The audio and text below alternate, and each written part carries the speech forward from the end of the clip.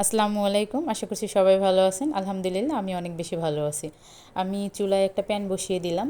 প্যানটা গরম হওয়ার জন্য অপেক্ষা করছি। প্যানটা গরম হয়ে আসলে এতে আমি দিয়ে দিব পরিমাণ মতো রান্নার তেল। দিয়ে দিব কিছুটা আস্ত জিরা। আস্ত জিরাগুলো আমি প্রায় ৮-১০ সেকেন্ডের মতো ভেজে নেব। এগুলোকে কিন্তু বেশি ভাজা যাবে না। বেশি ভাজলে তেতো ভাব চলে আসবে। সেক্ষেত্রে আমি এগুলোকে আস্তে আস্তে প্রায় ৮-১০ সেকেন্ডের মতো ভেজে নিয়েছি। ভেজে নেওয়া হয়ে গেলে এতে আমি দিয়ে দিলাম ২টার মতো পেঁয়াজ কুচি করে রেখেছিলাম এই পেঁয়াজগুলোকে। এখন পেঁয়াজগুলো আমি ভেজে নিব। এই কাজটা একটু সময় নিয়ে করতে হবে। যখন ঠিক এভাবে নরম হয়ে আসবে এ পর্যায়ে আমি দিয়ে দেব আদা রসুন বাটা। আদা রসুন বাটাগুলো দিয়ে আমি আবার নেড়েচেড়ে একটু কষিয়ে নিব। কষিয়ে নেওয়ার পরে আমি এখানে কিছুটা পানি অ্যাড করে দিব যাতে মশলাগুলো পুড়ে না যায়। আমি এখানে কিছুটা পানি অ্যাড করে নিয়েছি। এখন নেড়েচেড়ে নিব।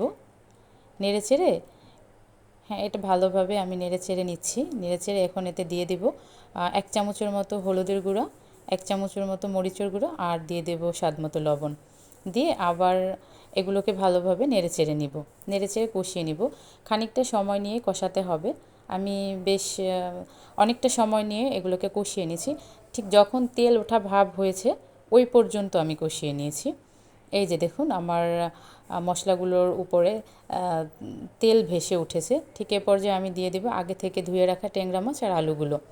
এগুলোকে সব দিয়ে আমি আস্তে আস্তে নেড়ে সব মশলাগুলোকে এটার সাথে মিশিয়ে দিব। আমি এগুলোকে নেড়ে চেড়ে সুন্দরভাবে মশলাগুলো মিশিয়ে দিব। আমি এই কাজটা প্রায় ৫-৬ মিনিটের মতো করেছি। ৫-৬ মিনিট করার পরে আমার এরকম হয়েছে। এ পর্যায়ে আমি একটা ঢাকনা দিয়ে ২-৩ মিনিটের মতো ঢেকে রান্না করব। ঠিক ২-৩ মিনিট রান্না করব। এই যে আমার ঢাকনাটা তুলে ফেলছি। এরকমটা হয়েছে। এখন আমি সাবধানে একটু হালকা করে নেড়ে দেব যাতে মাছগুলো ভেঙে না যায়। এ পর্যায়ে কিন্তু মাছগুলো ভেঙে যাওয়ার সম্ভাবনা অনেকটা বেশি। সেক্ষেত্রে আমি এগুলোকে আস্তে আস্তে একটু নেড়ে চেড়ে দিব। এখন দিয়ে দেব পরিমাণ মতো পানি। পানি দিয়ে আমি মিডিয়াম আঁচে রেখেছি চুলাটা। তো সেক্ষেত্রে আমি প্রায় ১২ মিনিটের মতো রান্না করেছি। ১২ মিনিটের মতো রান্না করার পরে ঠিক এমনটা হয়েছে। আমার রান্না কিন্তু প্রায় শেষের দিকে। এ পর্যায়ে আমি কিছুটা কাঁচা লঙ্কা আমি কেটে রেখেছি। আমি সেগুলোকে অ্যাড করে দিব। অ্যাড করে দিয়ে একটু হালকাভাবে মিশিয়ে নিব। মিশিয়ে নিয়ে আমি আবার ঢাকনা দিয়ে কিছুটা সময় আবার ঢেকে রাখবো। বেশি না, ২-৩ মিনিটের মতো ঢাকনা দিয়ে ঢেকে রাখলেই আমার রান্নাটা কমপ্লিট হয়ে যাবে। আমি ঢাকনা দিয়ে দিলাম। এখন ঢাকনা তুলে ফেলবো। এই যে এখন আমার রান্না একদমই কমপ্লিট। আমার রান্নাটা শেষ হয়ে গেছে। আমি এখন এগুলোকে নামিয়ে ফেলবো।